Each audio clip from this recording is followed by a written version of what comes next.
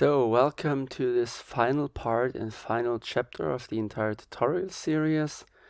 And what I like to show you in the first place is not just the result that we try to achieve, a countryside image that has some trees and a road and so on. So, which hopefully looks nice for you. In this tutorial, I will build everything on the fly. So this is not a pre-built scene or something like that. So the image that you have seen right now is the result of this entire tutorial series. And every time when I dig around with those tools here in Houdini or in RenderMan, I will probably forward those processes a bit so that you don't need to see when I have painted maybe 20 minutes or so. This is just to skip the unnecessary parts from describing the entire workflow. So I also want to mention that I have rebuild some of these tools a little bit that I have presented in the previous asset tutorial presentation. So in the meantime, after recording those tutorials, I have added additional tools, something like a draw helper, which is something like where is it? Where is the button? It's just a cone, and you can place this cone on your map. You can draw it with the layout tool, and then you can use those new controllers that I have built. They are interconnected with those assets, and then you will be able to, you can place those markers on your map, and you will be able to draw your field road, your farm fence, and your power lines. And I also use this method a slightly different way to be able to draw squares or n-gons that get projected to the ground as a scatter base for points to be able to instance our high-res trees and plants and so on. I use this method just it's more optimized for our scene, for our data density. So the asset gallery itself, the asset painting with the layout tool can only be a small portion for adding details in some eye-catching areas, something like that, but not for the majority of assets. So the majority of trees has to be placed with this tool that I have built. So, and this is the cone itself. I baked it out to asset, and this is just a little helper. Nothing special. I created the point cloud for the trees right in here. You will see it when the time has come. And the first thing that we need to do, we need to block out our scene to have an overview, kind of like a blueprint in order to build our shot. And I will create two parts or maybe 3 parts of geometry for our shot, though the foreground where we place the majority of our assets. Then we will have a background portion, just a mesh underneath, so that we don't see the line between both meshes. We will not connect them physically, so we will just place them behind. So this gives also the option to move them. We will draw a little line of trees right in here, maybe with a road, so that we make sure that we don't see a transition line. And maybe some higher mountains in the back, but I'm not sure about that for now. So, and what you need to do is, first of all, you need to drop down a height field. I will save this as chapter 1 for now and resave it as the result of this chapter for starting with chapter 2. So I will overwrite that. And the next thing that I will do, or I have done, is not just changing those values right in here, but also adding some noise to this entire scene. I will move with the camera a little closer so that we get, that we get an overview and a feeling for how it will look when we are very close with the camera right in here, something like that. And I also started to paint out some of these details, so maybe we should add some little detail more here in the foreground. Maybe something like that.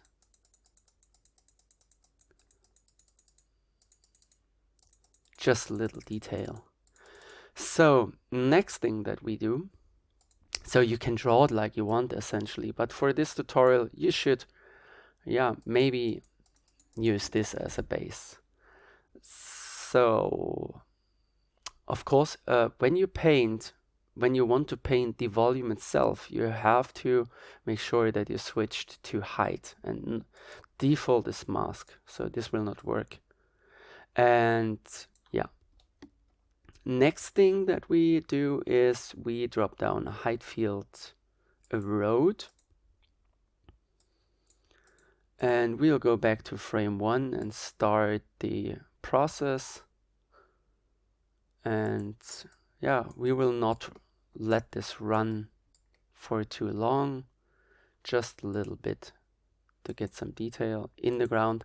We will use those resulting point textures in our shading process, so just to have some variety in the textures and so on. So, and I will change some of these values.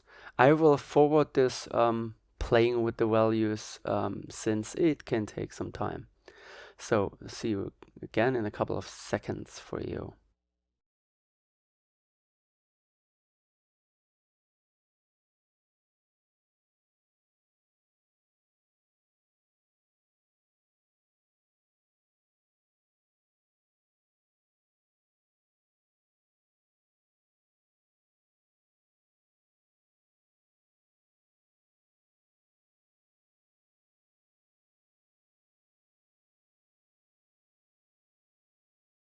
So I think I found some really interesting values for the simulation part, but what I have seen is we need to crank up the resolution quite a bit. So maybe we go down with the grid spacing to 1. This will provide more volume resolution as well as take a little longer to simulate. So, but in the end it should look not blocky, and I will only use it in the shading process. So what I will not do is I will not bake this out as a mesh, a texture mesh. I don't want to do that, so we'll crank up the resolution a bit further.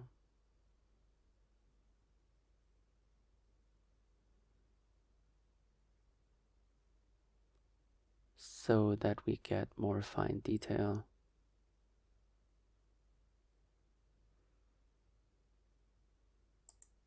Something like that.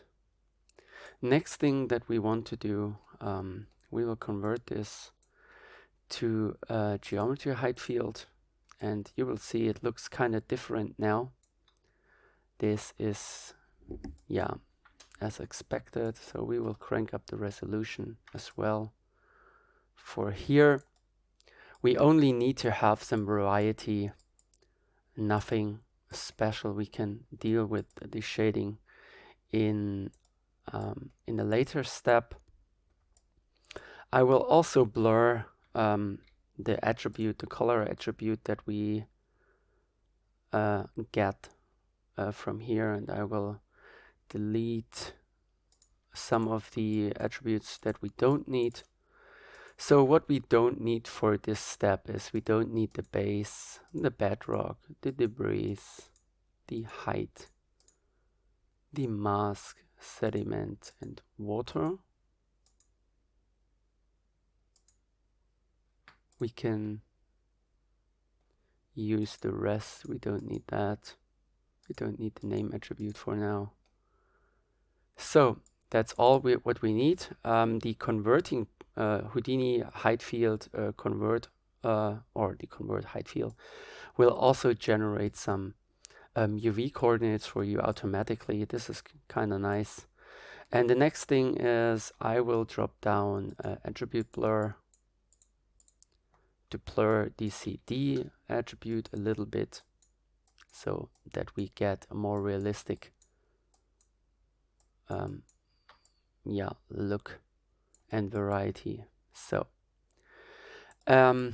what we also do now is we use a color node and we will re-ramp CD. So from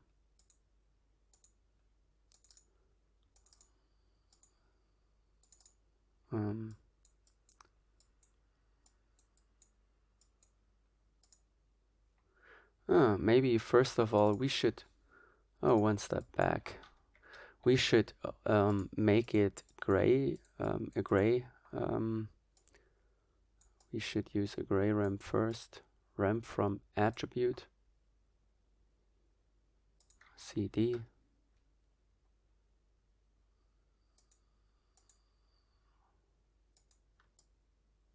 Is this working? It doesn't look though. Why is it still brown?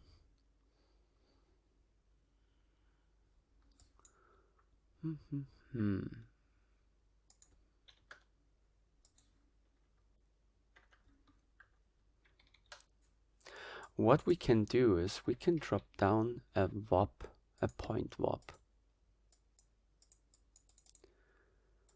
And we will use luminance and use the CD value and bring it float to vector. Float to vector, and I will drop down the luminance into CD again. Now we have a gray map, and then we can use a color to reshade everything with a ramp. So CD.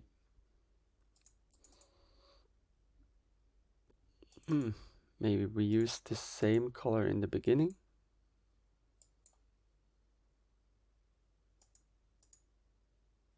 Interesting.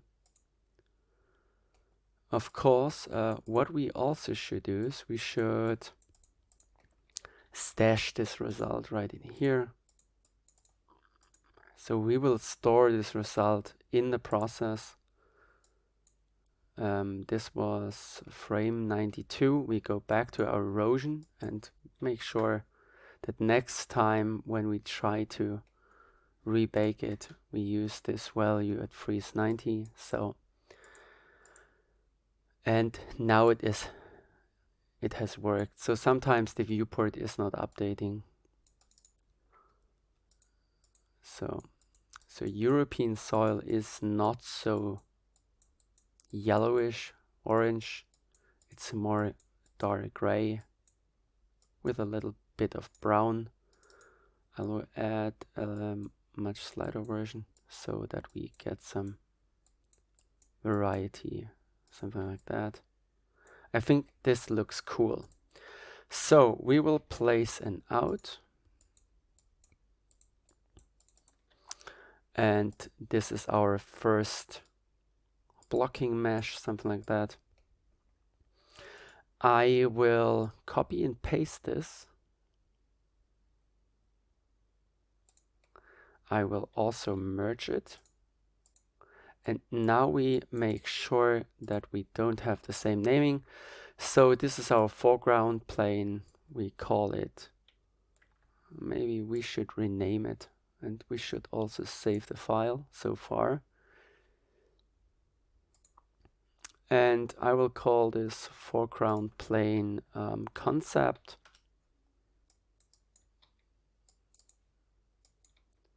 And this is not the foreground, this is mid-range plane concept. So we will use the same name. That's why we use the $OS. So, and what we will do now is we will go back to an earlier stage, something like that. We have activated the ghost other object so that we see what we do. And we will move this something like here, make it a little bit larger. We don't need to have so much detail, so we will crank up the grid space again. Maybe we add more of our noise. So, and now we will look through how it might look. Not enough, so okay. Next, what we do is we paint a new height field paint, something like that. Here I crank up the radius, maybe too large. I will go up with the grid spacing so that we paint a little better.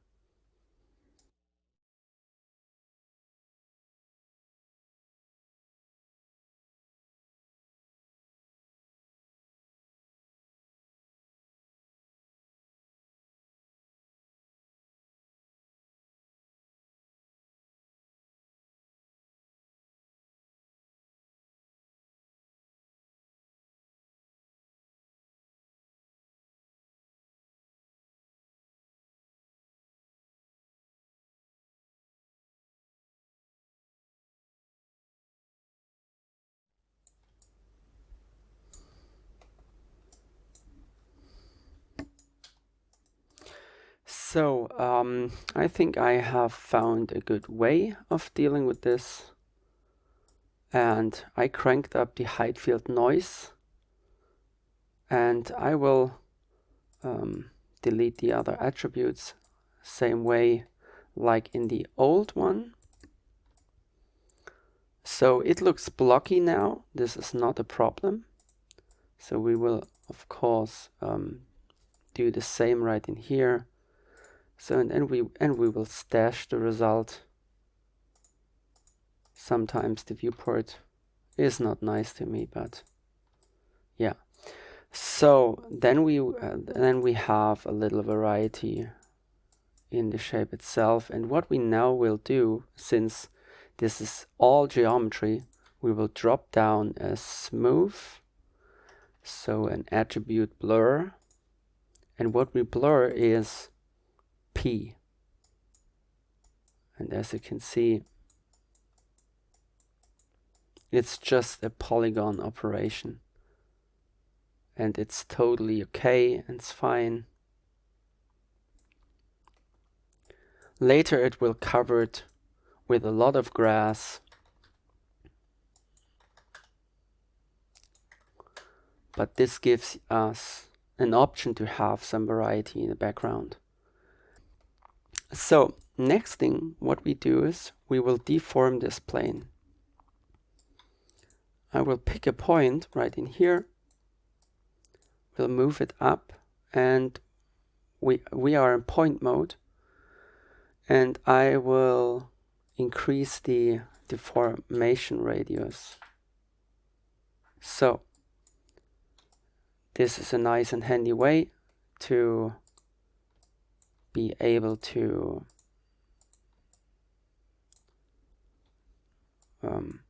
deform this plane a little bit. Maybe this was too harsh, something like that. So once again, I will look through the entire mesh, and now we see it's a little too high. So this is not what we like to have. So now the viewport is working again. As you can see, we go back in our edit. Now it's gone, and we'll move it down. We move those edges in front down. You can do it like you want. So those have to stay below our plane, our front plane, something like that. This looks probably cool. So here we have in the background something like we don't like to have. We go back, something like, maybe change those values. You can play with them, with those points.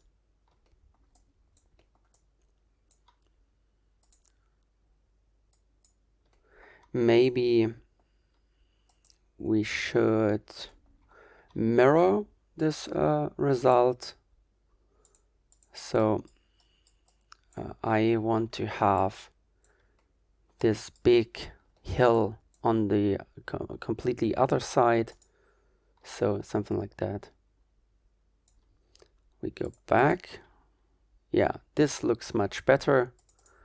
And I will move it as well as more right here on the left. You will probably ask yourself why I don't move the subcreate to the right. So with this handle, I do this just because to not compromise our scattering process later on. So when you will move the handles in the layout yourself, you will run into the issue that our point cloud that we will scatter on those hills and on the ground, that this will not work anymore. So I think this is the right way to go. So, and what we also will do, we will copy paste this right here, and we give it a new name. So this is mid-range plane 2 concept, and I will move it more to the left, and I will also change the shape a little more. So with a bigger value. So here,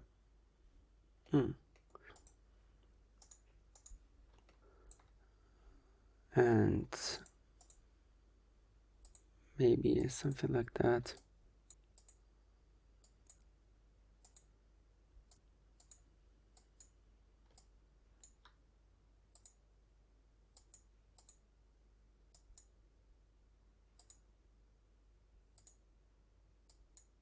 Some smaller hills on the left. So, yeah, okay. More to the left. And maybe we should not mirror it this time.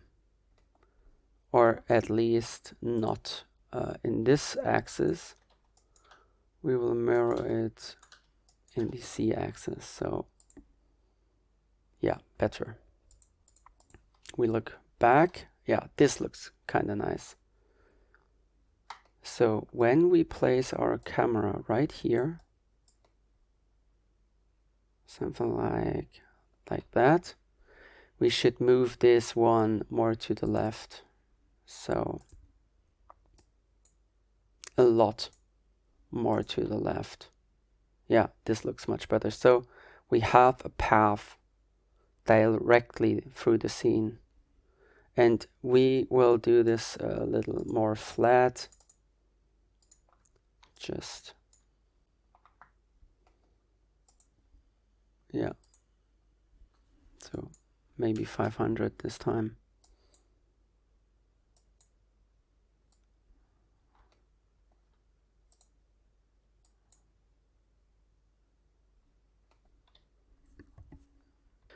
Better. Probably a lot better.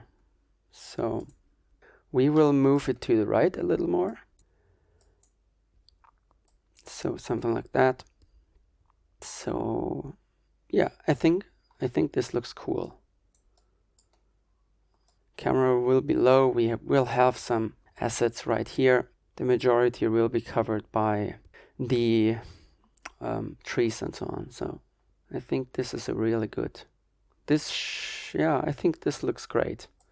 So next thing that we want to do is we will place a camera. No, not this way. We will add it right here so that the camera is the same. So this is camera layout. I will look through it, and here we can move the camera a little bit further. So our camera has a height of 13 meters, and it already looks really great. 11 meters. Yeah, I think this can work quite nicely. Maybe we can move it a little more into that direction. So everything looks cool from the placement, and now I essentially pre-place our windmill. Yeah, maybe here on the right, and I will move everything to the left right in here, something like that. We will make a network box. So call this, yeah, terrain, something like that. And we will not bake out the asset, and we will also not use the placement for that. This has the disadvantage that we cannot have different blades, blade rotation positions that we already have in the animation, as you can see. So this will not work with the asset placement itself, I guess. I never did that, honestly. So we will go the traditional way of doing it without the layout painting. And for that, I will go back to my camera, and I will drop down a transform.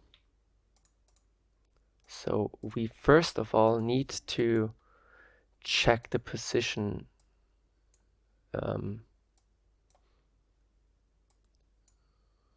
by hand where we can place it. Maybe we rotate it a little bit, so not the X and Z value rotation, only the Y axis. So we could place our first one right in here in the background, something like that. Looks great. And I will copy it, and it will not work if you see in a couple of seconds, so you will not see the second one. But this is not a problem. We will bring it much further in the foreground, and we will do the same thing right again, and we will place it something like here. And we will check in a couple of seconds if this is working. So, and how it will look, of course. So what we now have to do, we cut those connections. We have our 3 positions, and we will bake them out as a USD cache. So I have created a caches chapter folder, so you will have all caches for all the stages in the tutorial, for all for each chapter file, right in the correct caches folder for each chapter. So we are currently in cache 1, and the result of this will be stored to chapter 2, of course. So this is our chapter 2 is the starting base for the next chapter. So we are currently in chapter 1, and here I will place the windmill 01 USD. And we have to make sure that we have no reference anymore. So we will bake it out completely and flatten the stage. So we will go back here. We will rotate the blades a little bit by moving the animation frame, cache it out. We'll copy and paste this. Move the animation a little bit further, go to the next one, cache it to Windmill 2, save, move it to the next one, a little more, something like that. And this is our third windmill, save it.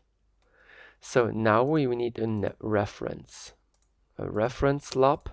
This has the advantage that we can define a new destination primitive path and call this windmill 1, since we have to make sure that each windmill has its own primitive path, otherwise it will not work. We will merge them together, something like that. So tutorial is still recording, I double checked. And now we have to load our windmill USD files, and as you can see, they are really large. So this is the entire mesh. This is the entire flattened stage without any reference. And this is something we want to have. And now we have our 3 windmills. And now we check if the distance is big enough so that they will not touch each other, and it looks great. So they are not able to touch. Maybe we should move this one a little further in the back, something like that. Of course, we need to rebake it, and then we have to reload it, and here we have it. So there's no animation anymore. We go back to frame 1 and link it into our shot. Check if everything is placed on the ground. So, and this looks great. Something like that. So, what we can do, I don't like that this hill is so small, because we want to place some trees here in the foreground, and we don't, the trees would cover this entire area. So we go back to this mesh, which is here on the left. Maybe we should move it more logical. So this is the right, this is the foreground. This makes more sense. I will drop down a new transform. And this transform, I will use my preset, which is essentially just an expression centroid on these axes, so that our manipulator is in the middle of our mesh. I will also deactivate this preview, material preview, and I will do that. So this looks much better. We see the UVs, we don't want that. So something like that. We will move it a little more in the background and probably scale it a little, something like that, and a little more in height.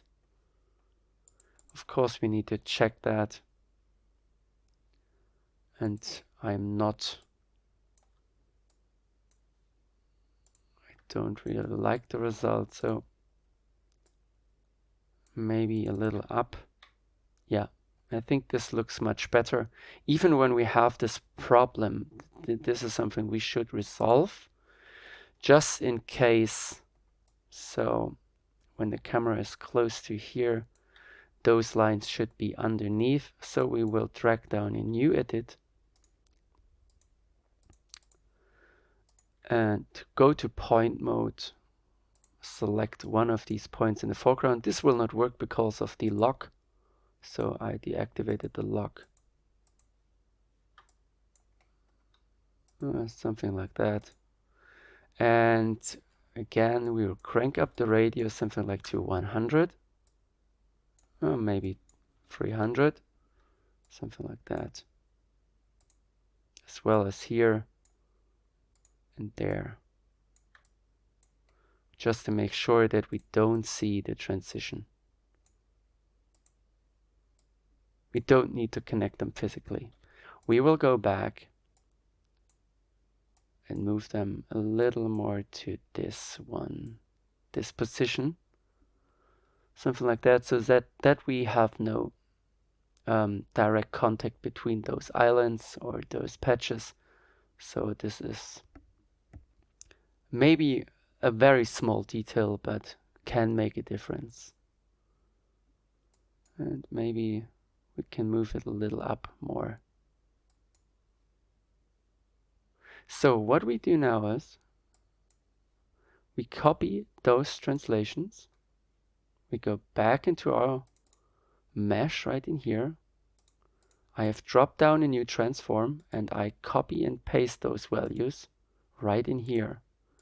And all what we have to do now is we have to, go back to 0, and now it is exactly as it was before.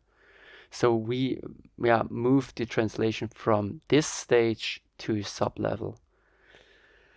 So I will save once again, and just in case it will crash, I will create a stage 1 of chapter 2. This will probably help in order something has crashed, or I did a mistake and need to start from this stage. So I will call this 1 and save it once again. So we are in chapter 2.1.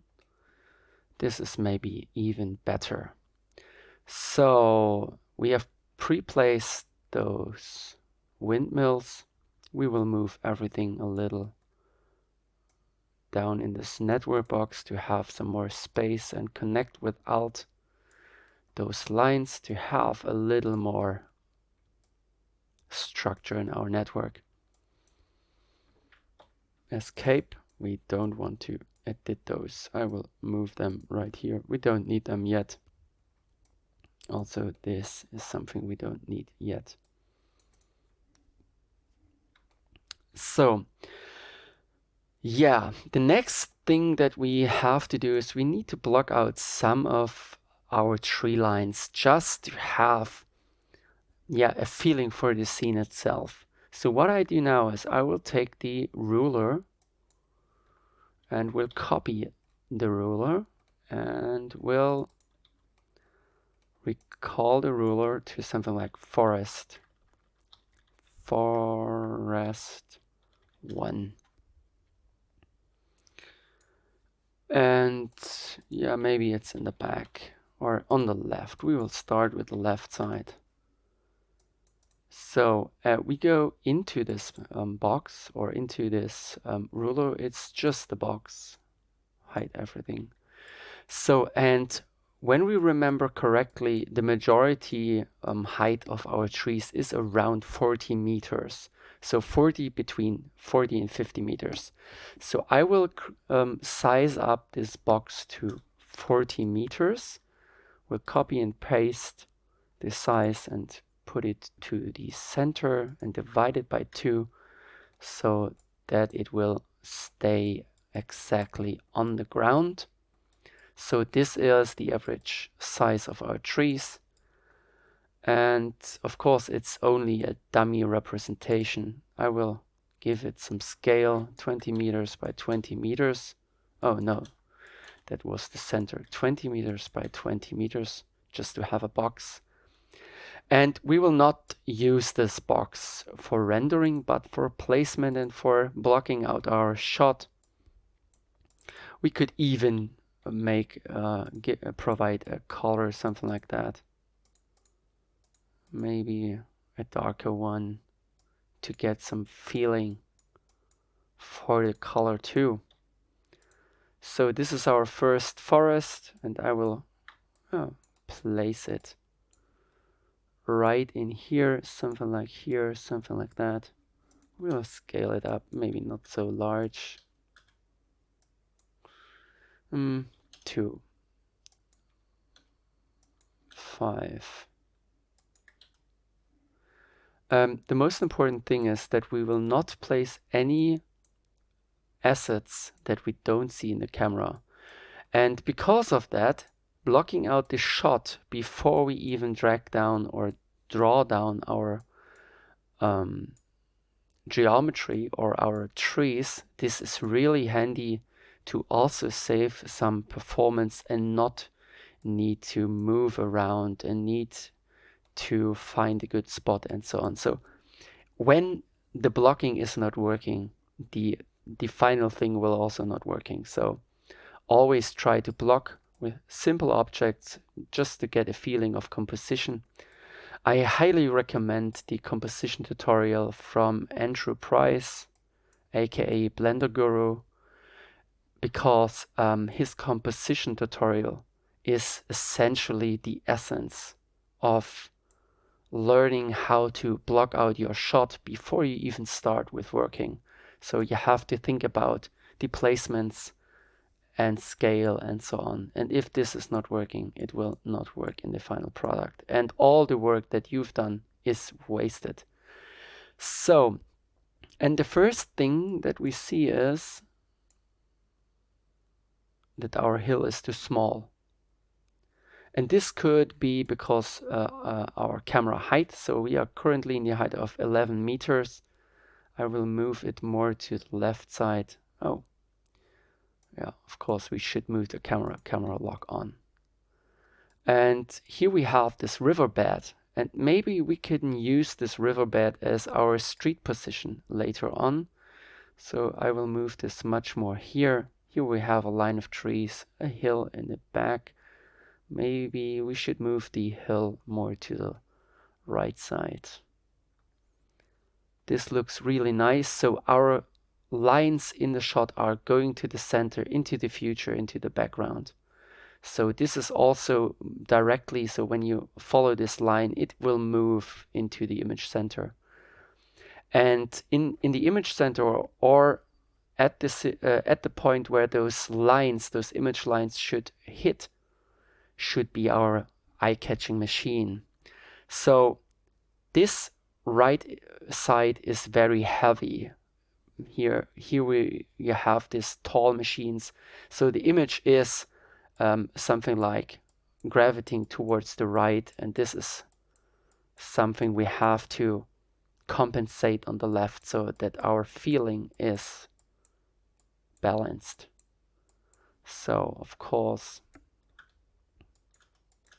we will do something like that. Maybe we should turn the camera a little bit more.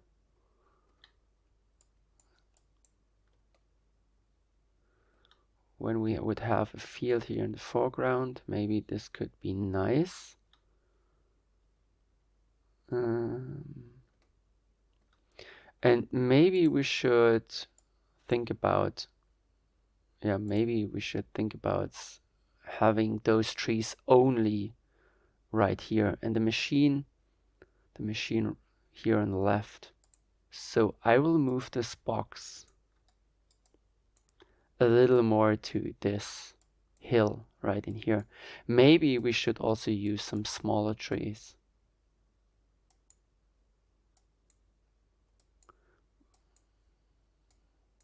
Yeah, I think this could work a lot more. But for a field, 4 meters in translation now, in the height, 4 meters.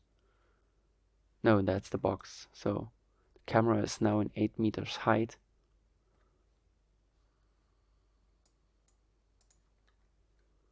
Maybe we should stick to 3 meters, or 4 meters is maybe way better. So what I will do, I will go back, I will deactivate the forest on the left and will save it as the next step. So right in here, next step. I probably should rename them Build Layout Chapter 1 and so on. Maybe we should do this right now. This makes more sense. So this is stage 2. We go to our files right here. and this is the one we are working currently. This is our starting, and this is our result. So this should be this one. This should be deleted, and this is our result. So that's the file we are currently working in. So chapter 1, 2. Nice. Resolve that. So what I will do now is I will change our foreground a little more. I will make it more flat, otherwise it will probably not work. Maybe this was a little too big. Yeah, plugging out the shot is really, really important. So we will go back into our foreground and save this as stage 3. So we are currently working stage 3. So go back in here. Here we have our environment in the foreground. And what I will do now is, we have some variety right here. I will as well use a polydeform to move this area a little more to the left to have more space. 300. I think this will help us a lot. So I will forward this process of finding the right shapes a little bit. So I forwarded this by 400%, and I moved the hill on the left a little more in the foreground and to the side to have more space for the machine that we will place later on. And I also started to shape out the background hills a little bit more. So yeah, I have added more copies of it and changed the shapes and so on to have a little more space. The nice advantage by using hills is that we can create more depth in this entire scenery, since we can tint each hill a little more into the blue color, or we can use a Z depth pass in Z buffer in compositing to change the coloring a little bit more, add some blue in compositing and some or atmospheric fog to have more, to create the illusion of distance. And and this is what I basically did here. So I will come now back into normal speed in a couple of seconds.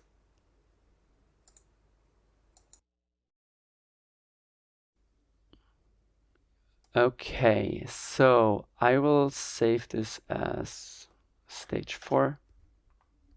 Will be interesting how much files we will get in the meantime. So just in case to not doing something wrong. So I will reorganize this width right in here. So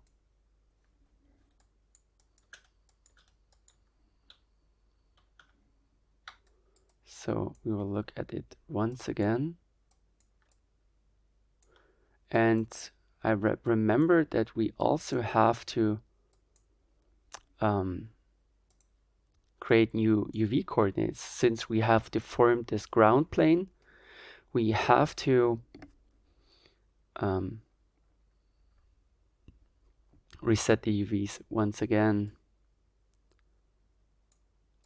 And this could be done right in here. So we have deformed this And I will drop down UV texture. And since we have not changed the shape geometry, we have still our rectangular, we should have correct UVs. So as you can see, it has a deformation right now, right in here, but it's reprojected and it's working.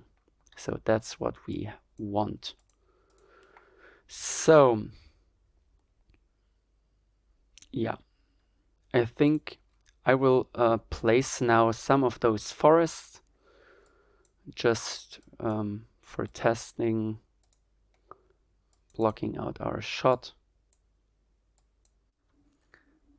So this is something that I also started to forward by 400%. I just placed some of those dummy objects to shape out some positions or to find out some positions for tree lines. A small tree line where you have only a few trees nearby, more in a line or something in the background or in front of those wind generators, energy generators. And yeah, I tried to find the right and correct spacing so that everything looks nice in composition. And I also thought about using a box to represent the sprayer, the field machine, robot field machine. So I choose the different color for it and try to find a good position for it, also in regards of the composition itself. And yeah, this is what we see at the moment. What I did here, also some trees on the hills in the distance. And now I come back and to real time. Yeah.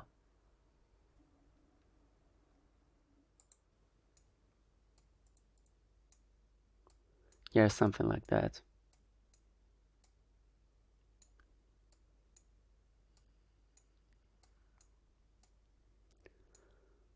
So we have some trees there. This will be heavy. And here we have a field. There's a field. Here we have probably, yeah, maybe a little hill with grass. So this could be covered with grass as well as that. And here's our field in the foreground. And maybe this one should be a little larger, more in the foreground. Yeah, maybe this is much better. Something like that, and the field here, of course. So this is our basic blocking. I will save this file now to chapter 2. And in chapter 2, we will populate this scene with the street and so on. We have a basic placement right now, and the rest will come on the fly. So see you in the next session.